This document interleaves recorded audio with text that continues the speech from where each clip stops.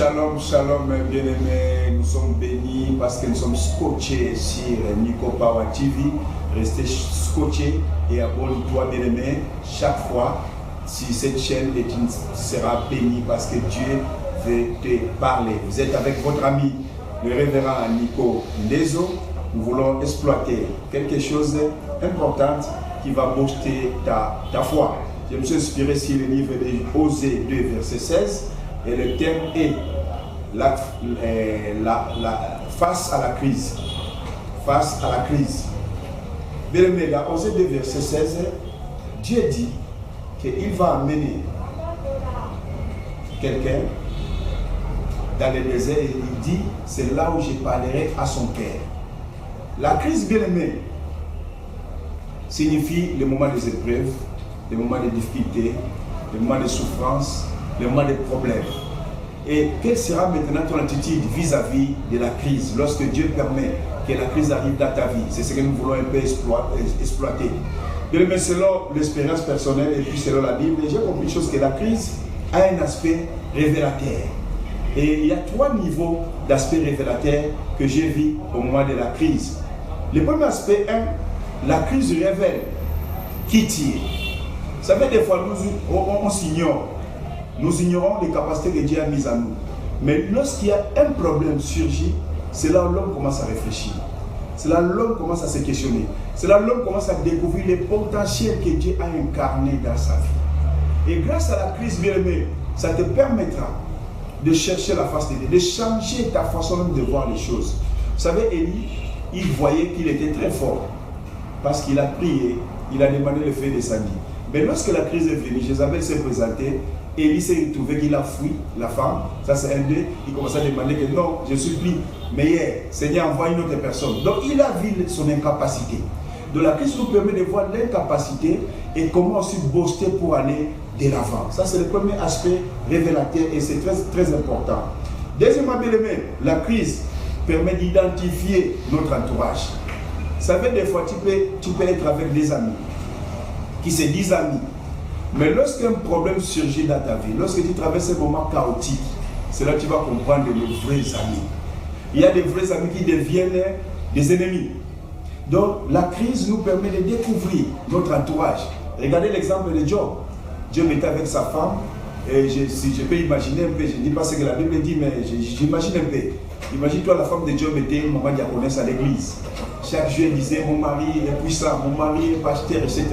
Mais lorsque le problème a surgi dans ces couples, la femme appelle son mari en disant, Job dans sa tête croyait peut-être que la femme va lui dire, fortifie-toi, prends courage, le peuple va passer. Maintenant, c'était le contraire. La femme lui disait, est-ce que tu peux insulter Dieu et puis tu meurs? Regarde un peu. C'est au moment de la crise que tu peux identifier, est-ce que c'est vraiment la femme que Dieu a mis à côté de moi? Est-ce que c'est un ami ou bien c'est un ennemi? C'est au moment de la crise. L'exemple de Jésus. Lorsque la crise est venue, Jésus s'est retrouvé chez les disciples ont fui. Ils ont laissé Jésus. Ils ont laissé Jésus. Donc la crise nous permet de découvrir les vrais amis et les faux amis. Troisièmement, bien aimé, la crise nous permet d'expérimenter de quoi Dieu est capable de faire dans la vie de quelqu'un. C'est au moment des épreuves que l'intervention de Dieu se manifeste. Regardez les enfants d'Israël pendant 40 ans, nuit et jour en Égypte. Ils commencent à pleurer. Mais un jour, Dieu s'est manifesté. Ils ont expérimenté Dieu dans les dimensions les plus élevées. La mer Rouge s'est fendue à deux. Les enfants d'Israël ont traversé la mer Rouge à pied. C'est ça Dieu. Donc, la crise nous permet de découvrir de quoi Dieu est capable de faire. Et par la crise, bien aimé, nous comprenons que Dieu est sans limite. Bien aimé, toi qui me suis, comprends une chose.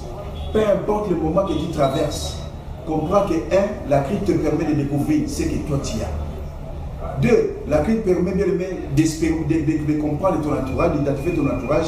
3, la crise permet de comprendre que Dieu est puissant. Dieu ne te laissera jamais. Dieu se manifeste toujours. Et cela nous pousse à avoir confiance à ce Dieu-là. Cela te pousse, bien aimé, à avoir la foi à ce Dieu-là. Cela te pousse, bien aimé, de croire que même si une autre épreuve s'est présentée, Dieu sera toujours au rendez-vous. Parce qu'il est toujours fidèle au rendez-vous. J'ai donné un exemple, bien aimé, regardez dans Daniel, lorsqu'il s'est retrouvé dans la fosse au lion. il a expérimenté que Dieu est capable de fermer la gueule du lion sans pour autant qu'il soit dévoré. Regardez Abednego, Meshach et Shadrach dans la fournaise ardente. Ils ont expérimenté de quoi Dieu était capable, bien aimé, de permettre à ces gens-là d'expérimenter la gloire de Dieu sans pour autant que le feu puisse les consumer. Donc, la crise est importante. La crise a des effets positifs.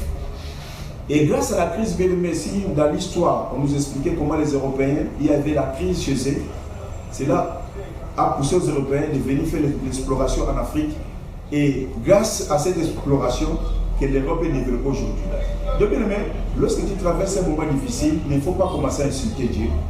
Il ne faut pas commencer à désespérer, mais cherche la face de Dieu. Réfléchis. Sois avec ce Dieu-là. Et tu vas comprendre beaucoup de choses. Donc, en un mot, la crise est révélateur. Elle est révélatrice. La crise possède un esprit révélateur.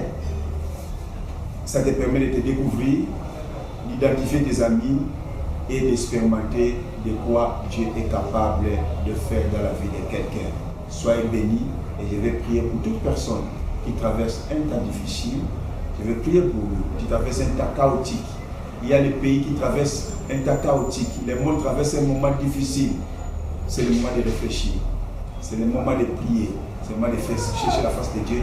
Et Dieu ne tardera pas d'intervenir dans nos vies. Seigneur Jésus, je bénis ta parole. Je laisse ma sœur, je laisse mon frère, je laisse au Dieu de voir le monde entier entre tes mains. Permets qu'à travers ce moment de crise, manifeste-toi, interpelle la conscience de tout et chacun, parle au cœur de tout et chacun, communique la vision, parce que je sais, oh Dieu, c'est au moment de la crise que beaucoup de gens ont réussi la vision. Beaucoup de gens ont expérimenté de quoi tu es capable. Fais-le, guéris ma sœur, guéris mon frère, au nom de Jésus. J'ai ainsi prié. Amen. Bye bye, à la prochaine.